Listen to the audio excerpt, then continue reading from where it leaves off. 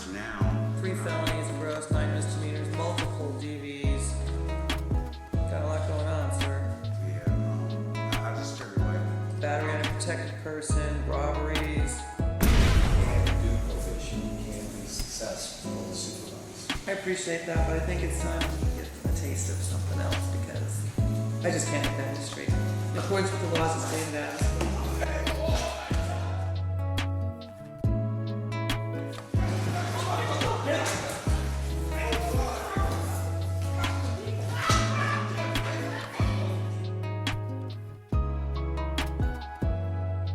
Despite the brutal barrage of punches, the judge is recovering and the U.S. Marshal received stitches in his head and sustained a dislocated shoulder. Redden was back in court this morning, was expected back in court, but skipped out, and now faces an additional felonies and 7 misdemeanors, 6 additional. Show your face! Show your face, please! With sugar on top!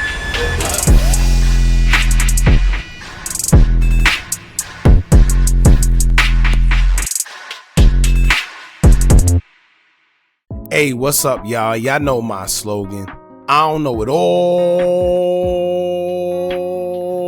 but I know what I've been through. Now, before we get into this video, please make sure you head on down to Instagram and follow us on our official Instagram page at Hookah Anonymous _. We're able to be a little more explicit, a little more uncensored, and share content freely without running the risk of having our channel terminated. So, once again, make sure you head on down to Instagram and follow us on our official Instagram page at Hookah Anonymous _. We're almost at 100,000 subscribers, so if you like this video, make sure you subscribe and hit that bell so you're notified every time we drop new content. Now let's get into what you guys came here to see.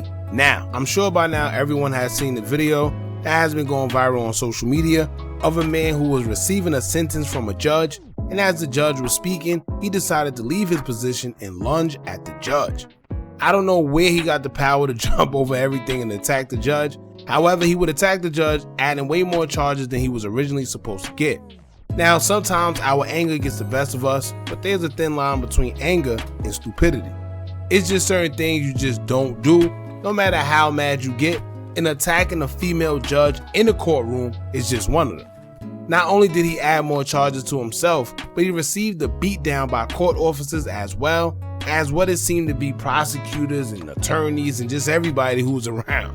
Now, although most people seen the video, not everyone understood why this man did what he did or what he was even in the courtroom for. So we're going to explain what got him to the point to being in the courtroom in the first place, and then explain the extra charges he got himself for his actions. Also, if y'all want to see the whole video, we'll leave a link pinned in the comments below, because as y'all know, due to YouTube and their guidelines, we can't display the whole attack here. So check out the links in the comments, and if you aren't subscribed to the platform already, make sure you do so now. Hit that thumbs up button so this video can make it into the algorithm and spread awareness on everything that's going down. Now let's get into it.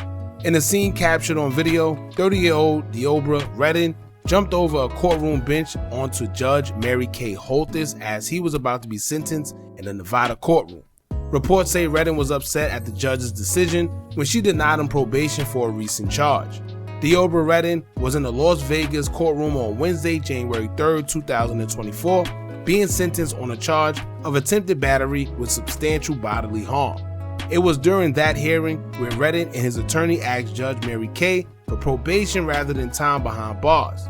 Redden's attorney will state that the 30-year-old is getting his life back in order with a new job and plans to resume his education if he was just granted this chance for probation instead of jail time.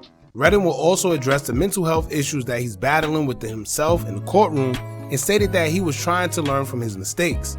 The only problem with this is that the defendant has a very lengthy criminal history that exceeds him, and the judge felt that his criminal history outshined any excuse that he had for his recent actions that landed him in her courtroom. Judge Holthus would go as far as reading Redden's criminal history out loud in the courtroom that consisted of misdemeanors, multiple domestic violence charges, robberies, and home invasion. After reading the prior convictions, Judge Holthus would tell Redden that he's got a lot going on with himself. At that time, Redden's lawyer would tell Judge Holthus that despite his criminal history, he believes that Redden would complete probation if it was granted to him and push for the decision of his client to avoid doing jail time.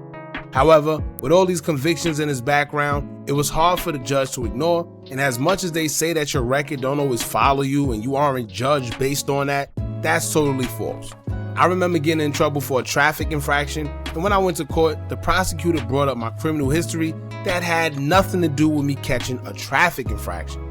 But this just goes to show that no matter what you say or do, your past always follows you no matter what you think, even if they tell you or not. It does follow you, and it does kind of weigh on their decision making when it comes to any future crimes that you may commit. But anyway, despite Redden's lawyer pushing for probation, Judge Holthus would reply to his request by saying, quote, "I appreciate that, but I think it's time that he get a taste of something else because I just can't with that history." Now, once again, she was actually pretty bold with saying that, she's going based on his history, because a lot of them don't say that. They try to make it seem like it's not about his criminal past. They're not judging him. But in this case, she just let it be known that she is judging him, based on his past. But to her discretion, I must say that at the end of the day, he does have priors of the same crime that he was in her courtroom for. So I get it. He was in there for battery and he has a history of battery. So she's pretty much saying that he's not getting it. He's not getting his lesson. He's not learning nothing from it. So maybe he does need jail time instead of probation this time. And like I said, it sounds crazy, but I do get it because it's like a person that keeps robbing a bank, right? Do you give them probation and keep letting them be out there?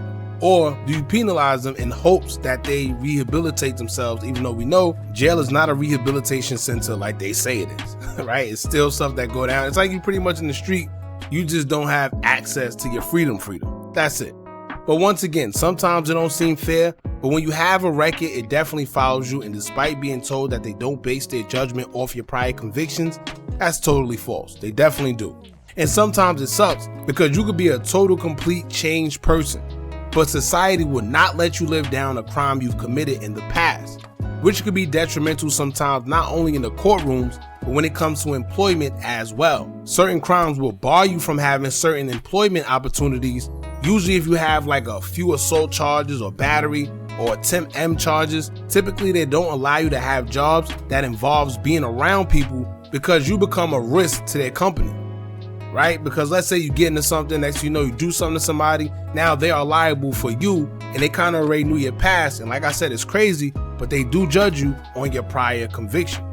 And give or take, I understand it because it's still a hindrance, right? Let's say something happens and they got to pay millions of dollars because they took a risk on trusting somebody that had a crazy past, whether it's an M charge, a bunch of assault cases. They just feel like you're a ticking time bomb, and at any given time, they don't know, but you could explode and cost them millions and hundreds of thousands to their company. Who knows? But let's move forward.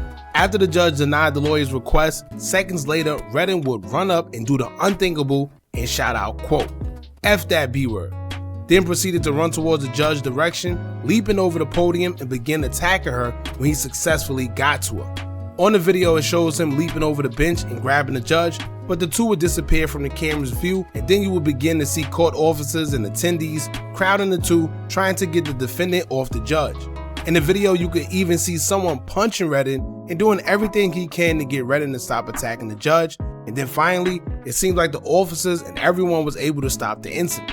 Articles would state that although the two were out of the view of the camera, witnesses say he was throwing several punches at the judge. After everything was over with and Redden was detained, Judge Holthus would state that she hit her head and she would be monitored closely due to her condition.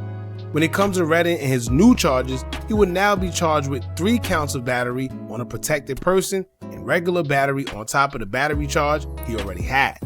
Now, judging from his actions, most would say that the judge made a wise decision by not giving Redden probation, because if he's willing to attack a female judge in the courtroom nonetheless, is no telling what he would do on the outside. And to make matters worse, he's already been charged with battery. So in this case of the judge using this defendant's criminal past against him, it would make sense because her point was proven in less than 5 minutes of her decision. And I can't lie, if you've ever been in that courtroom and have to face a judge, you do have some judges that can be a bit extra, right? They don't even look at you. Some of the times they don't want to talk to you. And sometimes I personally feel it's the fact that they know that they have your freedom in their hands. So some of them could get nasty for no reason, and it's kind of like a test, right? Because it could be a bit irritating, but when you're in that courtroom, you must maintain your composure because not only do your freedom depends on it, but nothing good is going to come out of you doing something foolish in that courtroom. So you may not like how they operate in the courts, but the easiest solution for that would be to not get arrested, right? Simple. You came into their world, they didn't come into yours. So the easiest way to avoid all that is to refrain from going to jail altogether and don't end up like Mr. Reddit. Now y'all jump in the comments and let me know what y'all think about this. How y'all feel about this man being as bold as he was, jumping over the bench to get to the judge and punch her? Like I said, at the end of the day, he just added more charges. If he was mad that he didn't get probation for the charge that he already had, now he's gonna have that 3 times over and faces way more jail time than he would have before. So if he was mad, he's pissed now. Don't forget to like, comment, share, and subscribe. Hit that bell so you're notified every time we drop new content. And remember, as long as you keep on watching, I'm gonna keep on dropping. And I'm out.